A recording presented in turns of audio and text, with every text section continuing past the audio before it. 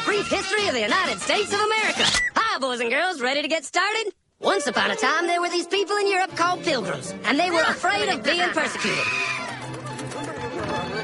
So they all got in a boat and sailed to the New World where they wouldn't have to be scared ever again. Oh, I'm so relaxed. I feel so much safer. But as soon as they arrived, they were greeted by savages, and they got scared all over again. So they killed them all.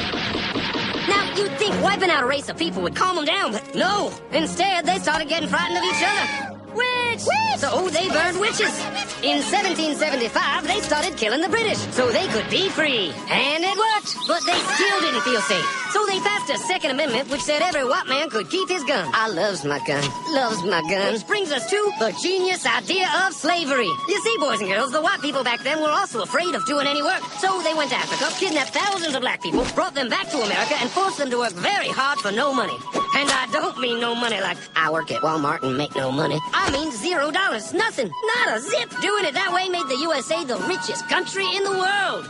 So did having all that money and free help calm the white people down? No way. They got even more afraid. That's because after 200 years of slavery, the black people now outnumbered the white people in many parts of the South. Well, you can pretty much guess what came next. The slaves started rebelling. There were uprisings. An old master's head got chopped off. And when white people heard of this, they were freaking out and going, I want to live. Don't kill me, big black man. Well, just in the nick of time came Samuel Colt, who in 1836 invented the first weapon ever that could be fired over and over without having to reload. And all the Southern were like, yeehaw! But it was too late. The North soon won the Civil War and the slaves were freed. Yep, they were free now to go chop all the old masters' heads off. And everybody was like, oh no, we're gonna die. But the freed slaves took no revenge. They just wanted to live in peace. But you couldn't convince the white people of this.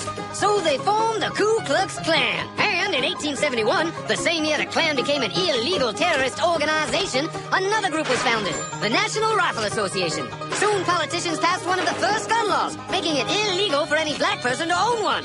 It was a great year for America, the KKK and the NRA. Of course, they had nothing to do with each other, and this was just a coincidence. One group legally promoted responsible gun ownership, and the other group shot and lynched black people. And that's the way it was all the way to 1955, when a black woman broke the law by refusing to move to the back of the bus. White people just couldn't believe it. Why won't she move? What's going on? Man, all hell broke loose. Black people everywhere started demanding their rights, and white people had a major freaky field meltdown, and they were all like, run away! Run away! And they did. They all ran fleeing to the suburbs where it was all white and safe and clean. And they went out and bought 250 million guns and put locks on the doors, alarms in the houses, and gates around the neighborhoods. And finally, they were all safe and secure and snug as a bug.